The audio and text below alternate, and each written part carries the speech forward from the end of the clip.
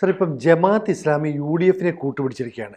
ഇപ്പോൾ CPMൻ്റെ തന്നെ ഒരു നേതാവ്, ഒരു രാജ്യസഭ MP പറയുന്നു, ഇങ്ങനെ കൂട്ടുപിടിക്കുന്നത് അടുത്ത തവണ UDF ഭരണത്തിലെത്തുമെന്നും അങ്ങനെ ഭരണത്തിലെത്തുമ്പോൾ ഒരു 5ാം മന്ത്രിയെ കൂടി മുസ്ലിം ലീഗിന് ചോദിക്കാം. ആ ചോദിക്കുന്നത് ഈ പറയുന്ന ജമാഅത്ത് ഇസ്ലാമിക്ക് വേണ്ടിയാകും. ചർച്ച വലിയ തോതിലേക്ക് വളരുകയാണ്. രമേശ് ചെന്നിത്തല ഇപ്പോൾ മറുപടിയായിട്ട് എത്തി തുടങ്ങിയെന്ന് തോന്നുന്നു. സാറിന് എന്താണ് തോന്നുന്നത്? അല്ല, ഇതിൽ ഒരു കാര്യമുള്ളത്, മുസ്ലിം ലീഗിന് വ്യക്തമായ രാഷ്ട്രീയ ലക്ഷ്യം ഉണ്ട്. ആ വ്യക്തമായ രാഷ്ട്രീയ ലക്ഷ്യത്തിൻ്റെ ഭാഗമായിട്ടാണ് മുസ്ലിം ലീഗ് ജമാഅത്തെ ഇസ്ലാമിയെ കൂടെ കൂട്ടിയിരിക്കുന്നത്. എന്താണ് അതിൻ്റെ ലക്ഷ്യം എന്ന് ചോദിച്ചു കഴിഞ്ഞാൽ, മുസ്ലിം വോട്ടുകളുടെ ഏകീകരണമാണ് ഒന്നാമത്തെ ലക്ഷ്യം. അപ്പോൾ അതുകൊണ്ട് സ്വാഭാവികമായിട്ടും ഒരു കാര്യമുള്ളത്, അൻവറും UDFിലേക്ക് എത്തും, അഥവാ മുസ്ലിം ലീഗ് വഴി എത്തും എന്നുള്ളതാണ്. അങ്ങനെ മുസ്ലിം വോട്ടുകൾ ഏകീകരിക്കപ്പെട്ട് കഴിഞ്ഞാൽ ഐക്യജനാധിപത്യ മുന്നണിയിലെ ഏറ്റവും വലിയ ഒറ്റ കക്ഷിയായിട്ട് മുസ്ലിം ലീഗിന് മാറാൻ കഴിയും. അവർക്കെല്ലാവർക്കും സീറ്റ് കൊടുക്കുക മുസ്ലിം ലീഗായിരിക്കും. അപ്പം മുസ്ലിം ലീഗ് ഐക്യജനാധിപത്യ മുന്നണിയിലെ ഒന്നാം കക്ഷിയായിട്ട് മാറുകയും ആ ഒന്നാം കക്ഷി വരുമ്പോൾ അവർ 5ാം മന്ത്രി എന്നല്ല, അവരാവശ്യപ്പെടുന്നത് സ്വാഭാവികമായിട്ടും മുഖ്യമന്ത്രി പദമായിരിക്കും. അല്ലാതെ വെറുതെ അല്ല അവർ ചെയ്യുന്നത്. ആ മുഖ്യമന്ത്രി പദം അവർ നേടും. ഇനി ഇന്ത്യ വിരുദ്ധരും മതരാഷ്ട്രവാദികളും ഹിന്ദു വിരുദ്ധരും ഒക്കെ ആയിട്ടുള്ള ജമാഅത്തെ ഇസ്ലാമിയെ ഒരു ജനകീയ ജനാധിപത്യ പുരോഗമന കക്ഷിയാണ് എന്ന സാക്ഷ്യപത്രം നൽകി ബഹുമാനായ VD സതീശൻ എന്ന പ്രതിപക്ഷ നേതാവ് സ്വീകരിച്ചു കഴിഞ്ഞു. ഇനി ആ സാക്ഷ്യപത്രം വെച്ചിട്ട് അവർ നിൽക്കുന്നത്. ഇതേ സാക്ഷ്യപത്രം ഇനി ബാക്കി ഇതുപോലെ മതാധിപത്യ പാർട്ടികൾക്കും തീവ്രവാദ സ്വഭാവമുള്ള പാർട്ടികൾക്കും കൂടി കൊടുക്കും എന്നുള്ള കാര്യത്തിലും സംശയം വേണ്ട. അപ്പോൾ ഒരു മുസ്ലിം ഏകീകരണം മുസ്ലിം ലീഗിൻ്റെ രാഷ്ട്രീയ ലക്ഷ്യമാണ്. ആ ലക്ഷ്യത്തിലേക്കാണ് അവർ നീങ്ങിക്കൊണ്ടിരിക്കുന്നത്. അവരത് നീങ്ങും. അതിലവരെ കുറ്റം പറയാനും സാധ്യമല്ല. കാരണം മുസ്ലിം ലീഗിൻ്റെ സഹായമില്ലാതെ, അവരുടെ പിന്തുണയില്ലാതെ UDF എന്ന് പറയുന്ന രാഷ്ട്രീയ പ്രസ്ഥാനത്തിന് നിലനിൽക്കാൻ കഴിയില്ല എന്ന അവസ്ഥയിലെത്തി. പക്ഷേ UDF രൂപീകരിക്കുന്ന സന്ദർഭത്തിൽ മുസ്ലിം ലീഗ് ആയിരുന്നില്ല UDFനെ നിയന്ത്രിച്ചുകൊണ്ടിരുന്നത്. UDFനെ നിയന്ത്രിച്ചുകൊണ്ടിരുന്നത് കോൺഗ്രസ് ആയിരുന്നു. ഇപ്പോൾ കോൺഗ്രസ്സിന് ആ ശക്തിയില്ല. കോൺഗ്രസ്സിന് കേന്ദ്രത്തിലും ശക്തിയില്ല, കേരളത്തിൽ കോൺഗ്രസ് ദുർബലവുമാണ്. അങ്ങനെ കേന്ദ്രത്തിലും ശക്തിയില്ലാത്ത, കേരളത്തിൽ ദുർബലവുമായിരിക്കുന്ന ഒരു കോൺഗ്രസ്, ആ കോൺഗ്രസ് 2ാം കക്ഷിയായിട്ടോ അല്ലെങ്കിൽ 3ാം കക്ഷിയായിട്ടോ പോലും UDFിൽ മാറ്റപ്പെടണം എന്നുള്ള കാര്യം മുസ്ലിം ലീഗിൻ്റെ ആവശ്യവും പരമാവധി മുസ്ലിം MLAമാരെ കൂട്ടിയിട്ട് ആ മുസ്ലിം MLAമാരുടെ പിന്തുണയോടുകൂടി ഒരു മുസ്ലിം മുഖ്യമന്ത്രി, അതൊരു ലീഗ് മുഖ്യമന്ത്രി ഉണ്ടാകണം എന്നുള്ളത് കുഞ്ഞാലിക്കുട്ടിയുടെയും പാണക്കാട്ട് തങ്ങൾമാരുടെയും ഒക്കെ ആവശ്യമാണ്. സാർ, ഇപ്പം കഴിഞ്ഞ 10 വർഷമായിട്ട് UDF അധികാരത്തിൽ നിന്ന് ഏതാണ്ട് അകന്നു നിൽക്കുകയാണെന്ന് പറയാം. അങ്ങനെയാണെങ്കിൽ കോൺഗ്രസിന് അതിനെ തരണം ചെയ്യാൻ സാധിക്കും. പക്ഷേ മുസ്ലിം ലീഗിനെ സംബന്ധിച്ചിടത്തോളം ഭരണത്തിൽ നിന്ന് മാറി നിൽക്കുക എന്ന് പറയുന്നത് അവർക്ക് ചിന്തിക്കാൻ കഴിയുന്നൊരു കാര്യമല്ല. അതുകൊണ്ട് തന്നെ അടുത്ത ടൈമിൽ എങ്ങനെയെങ്കിലും ഈ മന്ത്രിസഭയിൽ അംഗമാകണം, അല്ലെങ്കിൽ മന്ത്രിസഭ രൂപീകരിക്കുന്നതിൽ പങ്കാളിയാണ്. ഇതിനു വേണ്ടിയിട്ടാണ് LDF ഇത്രയും കാലം മുസ്ലിം പ്രീണനമൊക്കെ നടത്തി പിന്നീട് അത് പൊളിഞ്ഞു പോയത്. ഇവിടെയും ജമാഅത്ത് ഇസ്ലാമിയുടെ അജണ്ട മനസ്സിലായിട്ടും മുസ്ലിം ലീഗ് അത് കണ്ടില്ലെന്ന് നടിക്കുമോ? ഒരുപക്ഷെ അവർക്ക് അധികാരത്തിലേറാൻ വേണ്ടിയിട്ട്? അല്ല, മുസ്ലിം ലീഗിൻ്റെ താല്പര്യത്തോടു കൂടിയാണ് ജമാഅത്ത് ഇസ്ലാമിയെ എടുത്തിരിക്കുന്നത്. നിങ്ങൾ നേരെ തിരിച്ചു പറയല്ലേ. പാണക്കാട് തങ്ങളുടെയും കുഞ്ഞാലിക്കുട്ടിയുടെയും അറിവും സമ്മതവും ഇല്ലാതെ മുസ്ലിം ലീഗിനെ UDFിൻ്റെ ഭാഗമാക്കി പ്രഖ്യാപിക്കാൻ സതീശൻ ധൈര്യപ്പെടില്ല.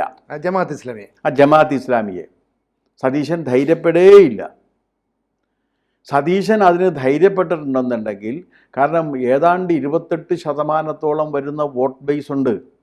ആ 28% വോട്ട് കൺസോളിഡേറ്റ് ചെയ്യപ്പെട്ട് കഴിഞ്ഞാൽ മൊത്തം ഉള്ള സീറ്റിൻ്റെ 28% സീറ്റ് അവർക്ക് കിട്ടിക്കഴിഞ്ഞാൽ, ആ 28% സീറ്റ് എന്ന് പറഞ്ഞാൽ ഏതാണ്ടൊരു 35-40 സീറ്റിൻ്റെ അടുത്ത് വരും. ആ 35 സീറ്റ് കിട്ടിക്കഴിഞ്ഞാൽ അവരായിരിക്കും UDFിലെ 1ാം കക്ഷി.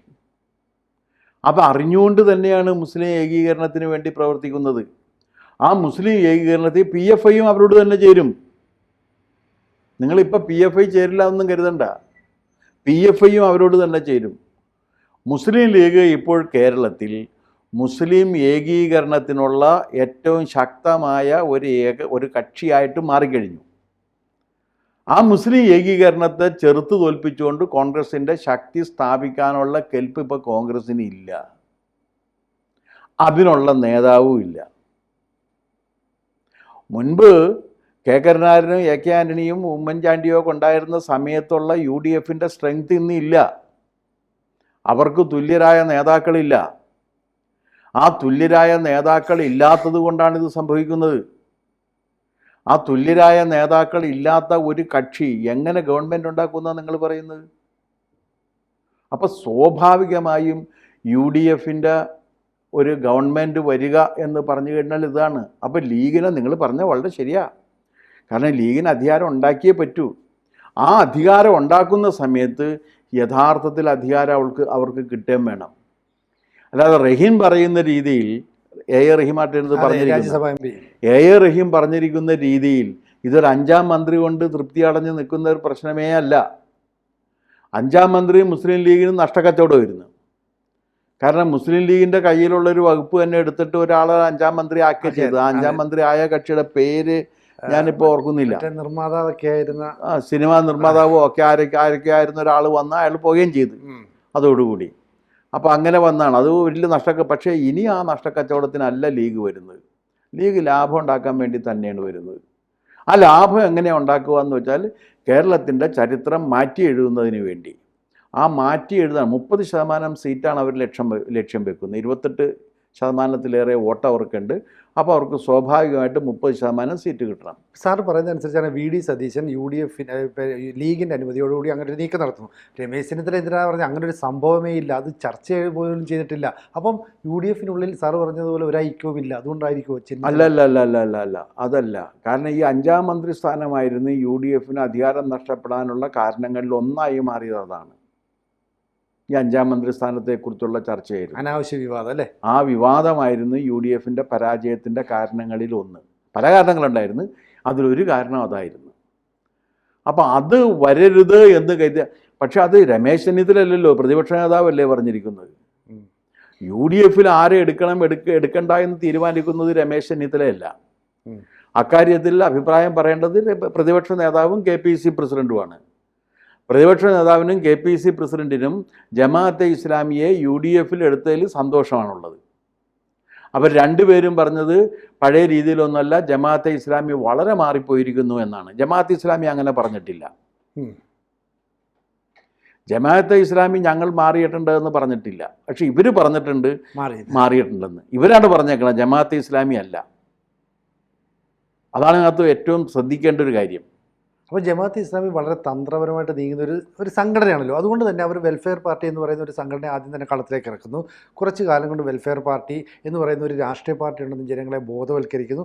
അതിലൂടെ ഇത്രയും കാലം പരസ്യമായിട്ട് LDFനെ പിന്തുണയ്ക്കുന്നു. പക്ഷേ ഇപ്പോൾ നിലപാട് മാറി എന്ന് പറഞ്ഞാൽ വരുന്ന തദ്ദേശ തിരഞ്ഞെടുപ്പിൽ, അത് കഴിഞ്ഞുള്ള നിയമസഭാ തിരഞ്ഞെടുപ്പിൽ ഞങ്ങൾ UDFൻ്റെ ഒരു ഘടകകക്ഷിയാണ്. അത് വരുന്നത് അല്ല, ഘടകകക്ഷിയായിട്ട് തന്നെ വരും. മുസ്ലിം ലീഗ് സമ്മതിക്കില്ല. അതന്നെ സാർ ഞാൻ നേരത്തെ ചോദിച്ചത്, മുസ്ലിം ലീഗ് എങ്ങനെ സമ്മതിക്കും? മുസ്ലിം ലീഗ് ആരോട്? അവരെ ഘടകകക്ഷി ആക്കാതിരിക്കാൻ മുസ്ലിം ലീഗ് സമ്മതിക്കില്ലെന്ന്, ആക്കണമെന്ന് മുസ്ലിം ലീഗ് ആവശ്യപ്പെടും. അങ്ങനെ സമ്മതിക്കുമോ? പിന്നെന്താ, മുസ്ലിം ഏകീകരണമാണ് മുസ്ലിം ലീഗിൻ്റെ ഇപ്പോഴത്തെ ലക്ഷ്യം. മുസ്ലിം ഏകീകരണത്തിന് വേണ്ടി മുസ്ലിം വോട്ട് ചിതറിപ്പോകാൻ പറ്റില്ല. ചിതറിത്തെറിച്ച് പോകാവുന്ന മുസ്ലിം വോട്ടുകളെ മുഴുവൻ ഏകീകരിപ്പിച്ച് നിർത്തിക്കഴിഞ്ഞാൽ 30% സീറ്റ് അവർ പ്രതീക്ഷിക്കുകയാണ്. അപ്പോൾ 30, 4, 3, 12, 42 സീറ്റെങ്കിലും അവർക്കുണ്ടാകും എന്നാണ് അവർ കണക്ക് കൂട്ടുന്നത്. അപ്പോൾ മുഖ്യമന്ത്രി സ്ഥാനത്തിന് സ്വാഭാവികമായിട്ട് അവർക്കല്ലേ ക്ലെയിം. ബാക്കി സീറ്റല്ലേ കോൺഗ്രസിനുള്ളത്. കോൺഗ്രസിന് എങ്ങനെ പറ്റും? പിന്നെ വേറൊരു കാര്യം, ഇപ്പോൾ കോൺഗ്രസിലുള്ള നേതാക്കളുടെ അത്രയും അതേ സ്റ്റാറ്റസുള്ള നേതാവ് തന്നെയാണല്ലോ കുഞ്ഞാലിക്കുട്ടിയും. അപ്പോൾ കുഞ്ഞാലിക്കുട്ടി മുഖ്യമന്ത്രി സ്ഥാനത്തേക്ക് വരുന്നു എന്ന് പറഞ്ഞു കഴിഞ്ഞാൽ കോൺഗ്രസിലുള്ളവർക്ക് എതിർക്കാൻ പറ്റില്ല, വേണമെങ്കിൽ കൂടി നിൽക്കേണ്ടി വരും. പിന്നെ ഇപ്പോഴത്തെ സാഹചര്യത്തിൽ അങ്ങനെ പല മുന്നണികളുടെയും ജൂനിയർ പാർട്ട്ണറായിട്ട് കോൺഗ്രസ് ഇരിക്കുന്നുമുണ്ട്. ആ ജൂനിയർ പാർട്ട്ണർഷിപ്പിലേക്ക് കോൺഗ്രസ് ഇവിടെ പോകേണ്ടി വരും. ഇവർ പറയുന്നതിൽ അധികാരം കിട്ടണം എന്നുണ്ടെങ്കിൽ. എന്തായാലും മുസ്ലിം ലീഗിൻ്റെ കണക്കുകൂട്ടൽ ഞങ്ങൾക്ക് 42 സീറ്റ് കിട്ടണം എന്നാണ്. ആ 42 സീറ്റ് ജയിപ്പിച്ചെടുക്കുന്നതിനുള്ള ശ്രമമായിരിക്കും അവർ നടത്തുക. അതിനിപ്പോൾ സീറ്റ് വിഭജനത്തിൻ്റെ സന്ദർഭത്തിലും ഇത് തന്നെ പ്രശ്നം വരും. ഇപ്പം അൻവറിന് അവർ സീറ്റ് കൊടുക്കും, ബേപ്പൂര മറ്റോ. ജമാഅത്തെ ഇസ്ലാമിക്കും അവർ സീറ്റ് കൊടുക്കും. അതെല്ലാവരും അവരുടെ കൂടെ നിൽക്കുകയും ചെയ്യും. അപ്പോൾ ഈ മുസ്ലിം ഏകീകരണത്തിന് വേണ്ടി മുസ്ലിം ഏകീകരണം മുസ്ലിം ലീഗിൻ്റെ പ്രഖ്യാപിത ലക്ഷ്യമാണ്, അല്ലാന്ന് പറയാൻ പറ്റില്ല. കാരണം മുസ്ലിം മതവിഭാഗത്തിന് വേണ്ടി പ്രവർത്തിക്കുന്ന പൊളിറ്റിക്കൽ പാർട്ടിയാണ് തങ്ങളുടേതെന്ന് സുപ്രീം കോടതിയിൽ കൊടുത്തിരിക്കുന്ന സത്യവാങ്മൂലത്തിൽ അവർ സാക്ഷ്യപ്പെടുത്തിയിട്ടുണ്ട്. അപ്പോൾ ഇനി അവരത് ചെയ്യുന്നതിൽ തെറ്റു പറയാൻ പറ്റുമോ? അപ്പോൾ രമേശ് ചെന്നിത്തലയ്ക്ക് ഇതിൽ അഭിപ്രായം പറയാനായിട്ട്, രമേശ് ചെന്നിത്തലയ്ക്ക് ഇപ്പോൾ എന്താണ് ഔദ്യോഗികമായിട്ട് പദവിയുള്ളത് ഇതിൽ അഭിപ്രായം പറയാനായിട്ട്? പ്രത്യേകിച്ചൊന്നുമില്ല. വിശേഷിച്ചും മുന്നണിയുടെ കാര്യത്തിൽ, KPCCയുടെ കാര്യത്തിലോ കോൺഗ്രസിൻ്റെ കാര്യത്തിലോ രമേശ് ചെന്നിത്തലയ്ക്ക് അഭിപ്രായം പറയാം. പക്ഷേ മുന്നണിയുടെ കാര്യത്തിൽ അഭിപ്രായം പറയേണ്ടത് ഒപ്പോസിഷൻ ലീഡറല്ലേ? അതെ, ഒപ്പോസിഷൻ ലീഡർ അഭിപ്രായം പറഞ്ഞു കഴിഞ്ഞല്ലോ. പിന്നെ രമേശിന് അവിടെ കിടന്ന് പറഞ്ഞിട്ട് എന്താ കാര്യമുള്ളത്? എന്തായാലും വരും മണിക്കൂറിൽ 5ാം മന്ത്രിസ്ഥാനമോ അല്ലെങ്കിൽ ജമാഅത്ത് ഇസ്ലാമിയുടെ നിലപാടൊക്കെ കൂടുതൽ ചർച്ചയാവും. അപ്പോൾ നമുക്ക് കൂടുതൽ വിശദമായിട്ട് കൂടുതൽ വാർത്തകളും വിശേഷങ്ങളും നിങ്ങളിലേക്ക് എത്താൻ ABC മലയാളം സബ്സ്ക്രൈബ് ചെയ്യുക, ബെൽ ബട്ടണും അമർത്തുക.